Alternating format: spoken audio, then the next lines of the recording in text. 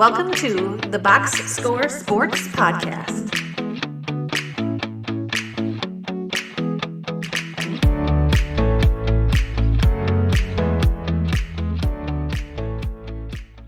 Welcome back, everybody, to the Box Score Sports Podcast. I'm your host, Ryan. On today's YouTube clip, what we're going to do is we're just going to talk about how Ja Morant got traded last night to the Portland Trailblazers. What do I think that means for Portland? What do I think that means for the Grizzlies? And we're going to talk a little bit about it. But Portland, a little bit of a surprise for me personally. I wouldn't have thought they were a type of team would be interested in Morant. And I'm also a little surprised that Morant would want to go to Portland, but maybe he didn't have as much of a say in it. Obviously, maybe not, right? Like, I don't know. But before I get into it, let me know in your comments down below what your thoughts are on Ja Morant being in Portland. How do you feel, Grizzly fans and Portland fans? What is your team doing? And I'll talk about that in a second. But let's take it first from the Grizzly side of it. Listen, they get Grant 2 years. He's a forward. You got Chris Murray. That's a fine. He's a 3-4 year player. He'll be fine. I think that the Grizzlies are going to make another move. They'll probably move off of Grant. They might extend the deal a little bit. Grant's a good player, fine shooter. He's more of a 4. And the reason why I think he will be moved again, or Aldama will be moved, is because you got a cluster in the forward position. So you got Cam Boozer, you got Aldama, you got Isaiah Stewart. He's a 5 kind of.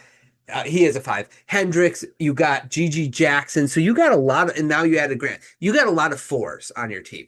And I just think I wouldn't want to give up on some of these young players for what Jeremy Grant is and what he is with the contract he has. So I just think they'll probably move off of Jeremy Grant if they can find a trade partner to take on Jeremy Grant. I think they would. Otherwise, I think Aldama will go, one of the two. But I think this is good for the Memphis Grizzlies.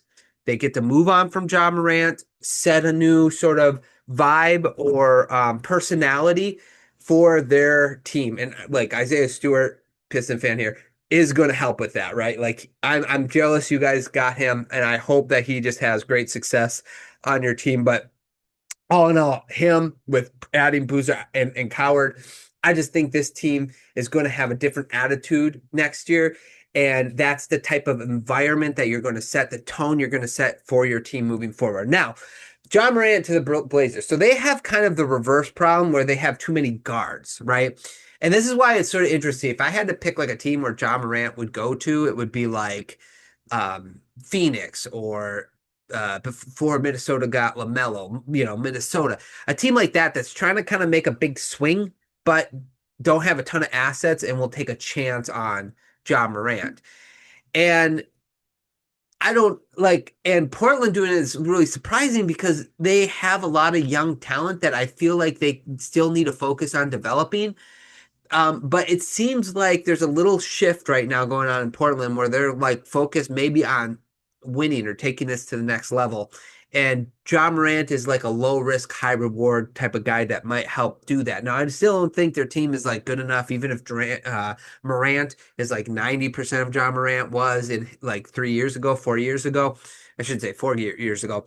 I still don't think they are a tier 1 team in the West. They might be a tier 2, tier 3 type team. I'd have to look at it. But I just think it's sort of interesting with what this move, it almost tells me that there might be another move coming, like Jaylen Brown. I know there's reports that they're not interested in Jaylen Brown, but we will see. They have Scoot Henderson, Shaedon Sharpe, Drew Holiday, and Damian Lillard, and now they added Ja Morant. I just don't see this being the team moving forward. I do think they make a trade, and it might be that they're listen, maybe they've lost faith in Scoot and Sharp and they're ready to move on and just add another guard and a couple picks. They have a lot of picks to move. They re-signed Robert Williams and they have Henson still on the team with Klingon. So maybe one of their centers are now movable with Robert Williams re-signing. Yeah, I just kind of curious what they're doing, what this means for them. I think they're going all in. I've said this before though. What makes me nervous if they're trying to like develop and win, it rarely ever works out. Usually when you win, it's if you're focused on winning, it doesn't mean you are developing. Developing done right means you're trying to win. So there's kind of like a difference. Like you're going to win if you develop correctly. But just because you win doesn't mean you develop properly, right? Um, and I'm nervous for the young Blazer players. Will they have an opportunity to develop, or will they be moved and get a chance to develop somewhere else, which is probably more likely to happen, but we'll see what happens, I should say. So that's my thoughts on the Ja Morant trade. Real quick, this is the thing with Ja.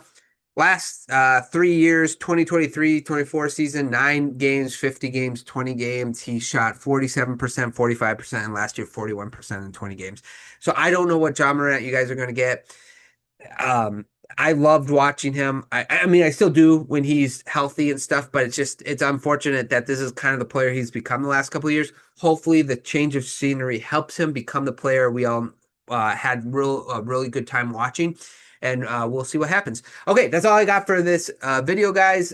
Thanks so much for listening. I hope you guys enjoyed. Again, subscribe to the channel, like the video, leave a comment, let me know your thoughts on the trade for Ja Morant. Thanks so much for watching this clip of the Box Score Sports Podcast. I hope you guys enjoyed. If you haven't yet, please subscribe to our channel. Follow us on Instagram and Twitter or X. And we'll talk to you guys real soon. See ya.